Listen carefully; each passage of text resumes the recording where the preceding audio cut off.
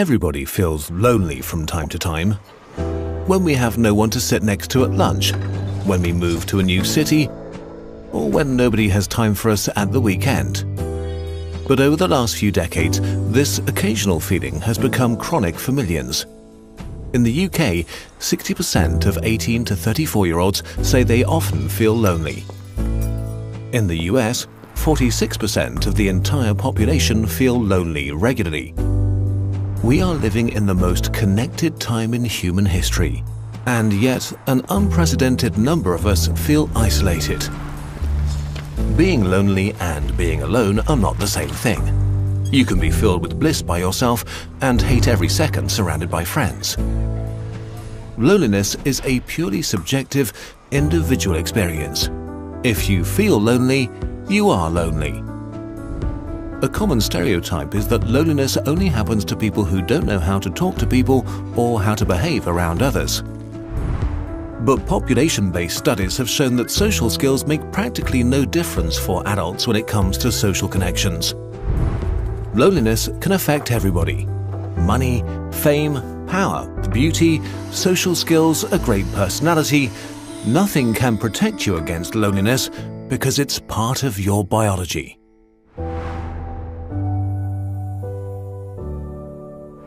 Loneliness is a bodily function, like hunger. Hunger makes you pay attention to your physical needs. Loneliness makes you pay attention to your social needs. Your body cares about your social needs because millions of years ago it was a great indicator of how likely you were to survive. Natural selection rewarded our ancestors for collaboration and for forming connections with each other. Our brains grew and became more and more fine-tuned to recognize what others thought and felt and to form and sustain social bonds. Being social became part of our biology. You were born into groups of 50 to 150 people, which you usually stayed with for the rest of your life. Getting enough calories, staying safe and warm, or caring for offspring was practically impossible alone. Being together meant survival. Being alone meant death. So it was crucial that you got along with others.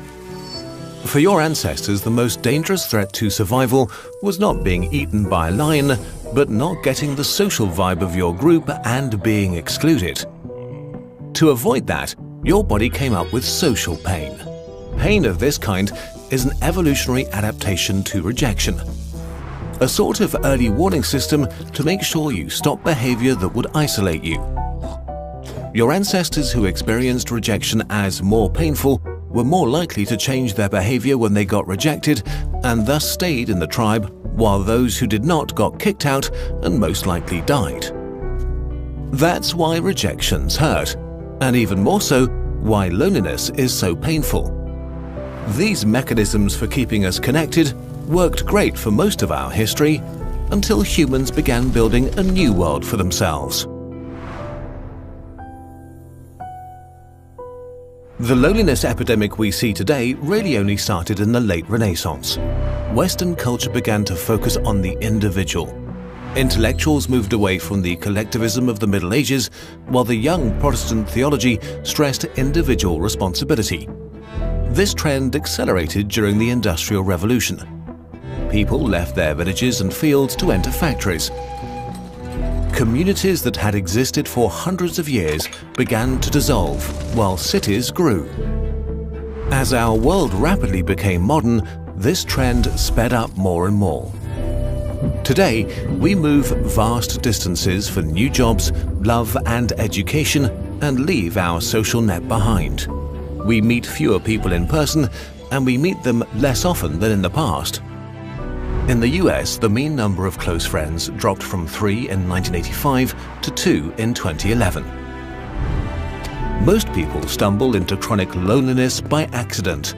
You reach adulthood and become busy with work, university, romance, kids, and Netflix. There's just not enough time. The most convenient and easy thing to sacrifice is time with friends. Until you wake up one day and realize that you feel isolated. That you yearn for close relationships. But it's hard to find close connections as adults, and so loneliness can become chronic. While humans feel pretty great about things like iPhones and spaceships, our bodies and minds are fundamentally the same they were 50,000 years ago. We are still biologically fine-tuned to being with each other. Large-scale studies have shown that the stress that comes from chronic loneliness is among the most unhealthy things we can experience as humans. It makes you age quicker, it makes cancer deadlier, Alzheimer's advance faster, your immune system's weaker. Loneliness is twice as deadly as obesity and as deadly as smoking a pack of cigarettes a day. The most dangerous thing about it is that once it becomes chronic, it can become self-sustaining. Physical and social pain use common mechanisms in your brain. Both feel like a threat, and so social pain leads to immediate and defensive behavior when it's inflicted on you. When loneliness becomes chronic, your brain goes into self-preservation mode. It starts to see danger and hostility everywhere. But that's not all. Some studies found that when you're lonely, your brain is much more receptive and alert to social signals, while at the same time, it gets worse at interpreting them correctly. You pay more attention to others, but you understand them less. The part of your brain that recognizes faces gets out of tune and becomes more likely to categorize neutral faces as hostile, which makes it distrustful of others. Loneliness makes you assume the worst about others' intentions towards you. Because of this perceived hostile world, you can become more self-centered to protect yourself, which can make you appear more cold, unfriendly, and socially awkward than you really are.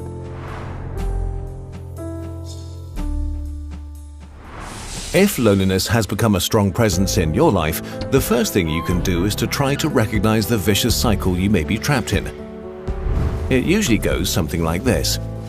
An initial feeling of isolation leads to feelings of tension and sadness, which makes you focus your attention selectively on negative interactions with others.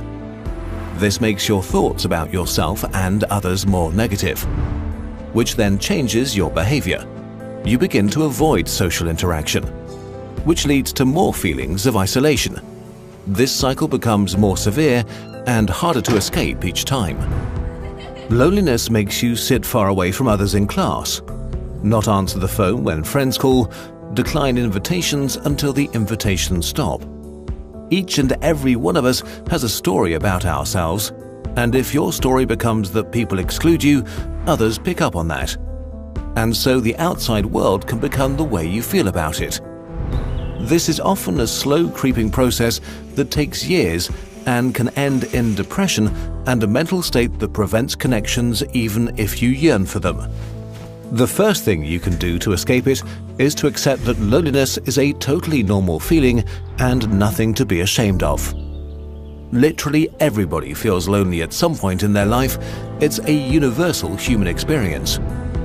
You can't eliminate or ignore a feeling until it goes away magically, but you can accept that you feel it and get rid of its cause.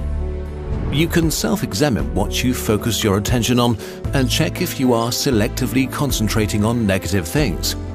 Was this interaction with a colleague really negative? Or was it really neutral or even positive? What was the actual content of an interaction?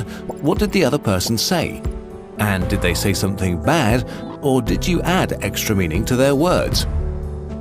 Maybe another person was not really reacting negatively, but just short on time. Then there are your thoughts about the world. Are you assuming the worst about others' intentions? Do you enter a social situation and have already decided how it will go? Do you assume others don't want you around? Are you trying to avoid being hurt and not risking opening up? And if so, can you try to give others the benefit of the doubt? Can you just assume that they're not against you? Can you risk being open and vulnerable again? And lastly, your behavior. Are you avoiding opportunities to be around others? Are you looking for excuses to decline invitations? Or are you pushing others away preemptively to protect yourself? Are you acting as if you're getting attacked? Are you really looking for new connections, or have you become complacent with your situation? Of course, every person and situation is unique and different, and just introspection alone might not be enough. If you feel unable to solve your situation by yourself, please try to reach out and get professional help. It's not a sign of weakness, but of courage. However we look at loneliness as a purely individual problem that needs solving to create more personal happiness, or as a public health crisis, it is something that deserves more attention. Humans have built a world that's nothing short of amazing, and yet none of the shiny things we've made is able to satisfy or substitute our fundamental biological need for connection. Most animals get what they need from their physical surroundings. We get what we need from each other. And we need to build our artificial human world based on that.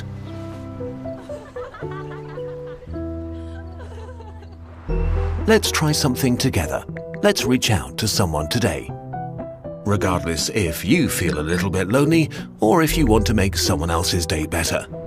Maybe write a friend you haven't spoken to in a while. Call a family member who's become estranged. Invite a work buddy for a coffee.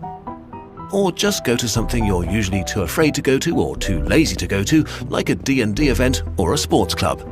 Everybody's different, so you know what's a good fit for you. Maybe nothing will come of it, and that's okay. Don't do this with any expectations. The goal is just to open up a bit, to exercise your connection muscles so they can grow stronger over time, or to help others exercise them. We want to recommend two of the books we read while researching this video. Emotional First Aid by Guy Winch, a book that addresses, among other topics, how to deal with loneliness in a way that we found helpful and actionable. And Loneliness, Human Nature and the Need for Social Connection by Jon Cacioppo and William Patrick. It's an entertaining and scientific exploration as to why we experience loneliness on a biological level, how it's spread in society, and what science has to say about how to escape it. Links for both books in the video description.